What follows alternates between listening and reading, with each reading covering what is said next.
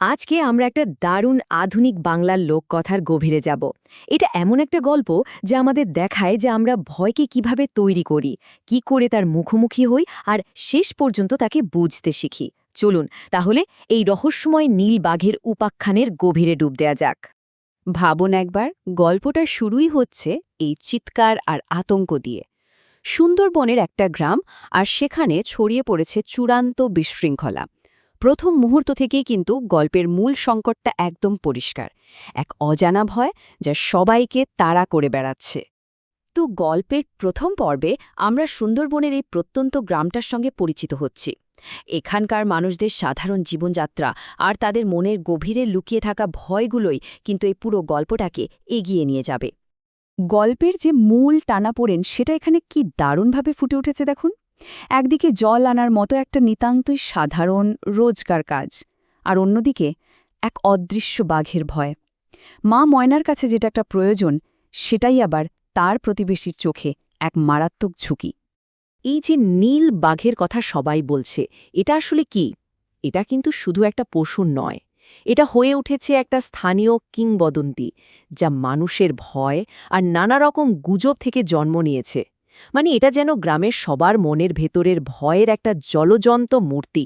এখানে ময়না তার বড় ছেলে গুড্ডুকে কিছু খুব সাধারণ কিন্তু গুরুত্বপূর্ণ নির্দেশ দিচ্ছে। এই কথাগুলো থেকেই কিন্তু স্পষ্ট বোঝা যায় বাড়ি ছাড়ার আগে সে তার পরিবারের সুরক্ষার জন্য কতটা চিন্তিত।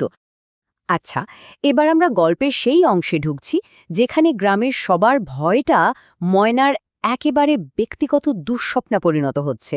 মানে একজন মায়ের জন্য এর চেয়ে ভয়াবহ আর কী বা হতে পারে, তাই না?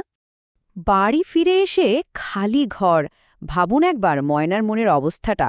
তার সমস্ত আতঙ্ক যেন এই একটা প্রশ্নেই ফুটে উঠেছে, আর এই প্রশ্নটাই তাকে তার মরিয়া অনুসন্ধানে ঠেলে দেবে। এইবার একটু খেয়াল করুন, প্রতিবেশী হারুর বর্ণনাগুলো কিভাবে একটা সাধারণ বাক্যে প্রায় একটা পৌরাণিক দানবে পরিণত করছে। তার বলা প্রত্যেকটা কথা যেন ভয়কে আরও উস্কে দিচ্ছে, আর ময়নার আতঙ্ককে বাড়িয়ে তুলছে বহুগুণ। এখানে দেখুন দুটো একেবারে বিপরীত প্রতিক্রিয়া। একদিকে মাতৃত্বের সেই মরিয়া সাহস, আর অন্যদিকে আত্মরক্ষার ভয়। এটা খুব পরিষ্কারভাবে দেখাচ্ছে যে প্রচণ্ড ভয়ের মুখে একজন মানুষ কতটা ভিন্নভাবে সাড়া দেয়। কিন্তু গল্পটা এখানে মোড় নিচ্ছে। এতদিন যে ভয় আর উদ্বেগের মেঘ জমেছিল, সেটা এবার কাটতে চলেছে, আর গল্পটা এগোচ্ছে এক আশ্চর্যজনক এবং বেশ মজাদার একটা সমাধানের দিকে। আর ঠিক তখনই শোনা গেল এই কথাটা। এই একটা লাইনে কিন্তু গল্পের সমস্ত উত্তেজনাকে এক মুহূর্তে পাল্টে দিল।